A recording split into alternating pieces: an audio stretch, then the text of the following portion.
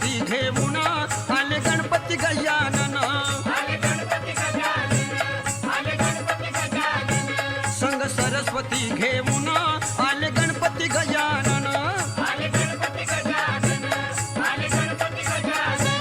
त्या साखर पुड्याची आजबाई साखर वाटली त्या साखर पुड्याची आजबाई साखर वाटली नवरी नटली कालबाई सुपारी फुटली नवरी नटली कालबाई सुपारी फुटली